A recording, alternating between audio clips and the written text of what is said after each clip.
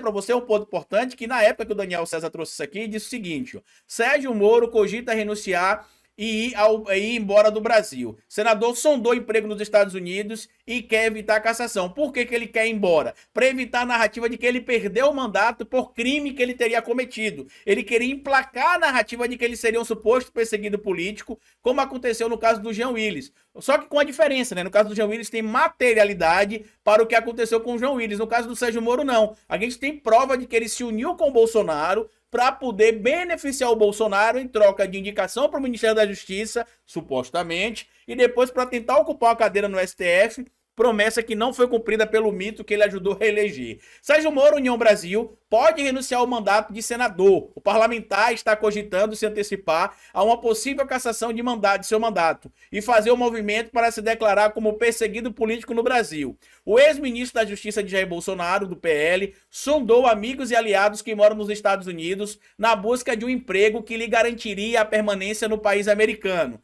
Uma pessoa do núcleo duro de Moro confirmou a informação recebida pela coluna no fim da tarde da última quinta-feira, dia 17.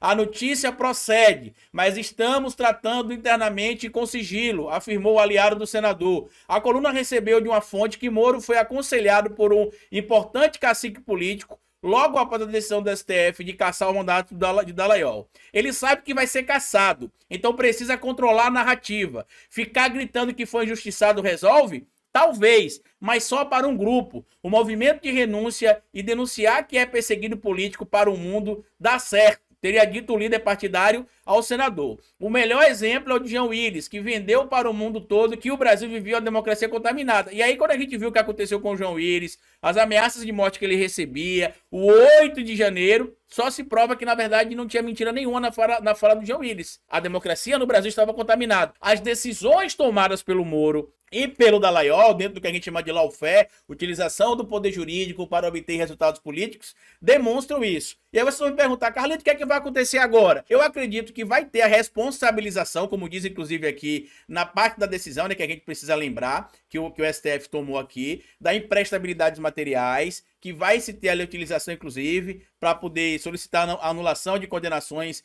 que utilizaram esse material, tanto no âmbito criminal, eleitoral, civil, de improbidade administrativa, qualquer tipo de material. E tem um ponto importante que vocês talvez não estejam lembrados, que a gente já trouxe um vídeo aqui também, falando sobre os diálogos que a defesa do presidente Lula teve acesso da Operação Spoof, que traz este diálogo aqui, ó, só pra gente lembrar, ó, diálogo que aconteceu entre Moro e Dallagnol no dia 13 de março de 2016, ali próximo, inclusive, à decisão que impediu o Lula de tomar posse como ministro da Casa Civil. E parabéns, palavras do Dallagnol para Moro, tá? Parabéns pelo imenso apoio público hoje. Você hoje não é mais apenas um juiz, mas um grande líder brasileiro. Ainda que isso não tenha sido buscado, seus sinais conduzirão multidões, inclusive para reformas de que o Brasil precisa, nos sistemas políticos e de justiça criminal. Sei que vê isso como uma grande responsabilidade e fico contente porque todos conhecemos sua competência, equilíbrio e dedicação.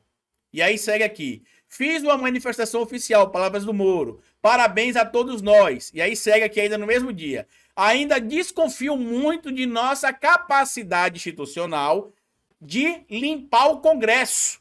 O melhor seria o Congresso se autolimpar, mas isso não está no horizonte. E não sei se o STF tem força suficiente para processar e condenar tantos e tão poderosos. E aí quando você vai descendo aqui para baixo, né, ficou até pleonático aqui agora, né? Mas quando você vem aqui para as decisões que estão comentadas aqui pelo ministro Dias Toffoli, deixa eu só arrastar um pouquinho mais para cá para baixo para vocês verem o ponto que eu quero trazer, ele traz isso aqui, né, que esses elementos se uniram para poder tomar decisões fora do âmbito da justiça, combinando ali decisões que visassem punir figuras que tinham interesses diferentes, digamos assim, do que a democracia e a justiça determinavam, para basicamente atender aos interesses do Moro e do Dallagnol. Inclusive tem até trechos aqui de diálogos que foram obtidos ali dentro dessa decisão do ministro Dias Toffoli, que tem 135 páginas. Eu quero trazer um trecho aqui para vocês, no que diz respeito às falas que para mim foram certeiras demais do ministro Dias Toffoli aqui no final, que a gente trouxe no vídeo do Lula, mas eu quero trazer aqui de novo. Tá aqui, ó.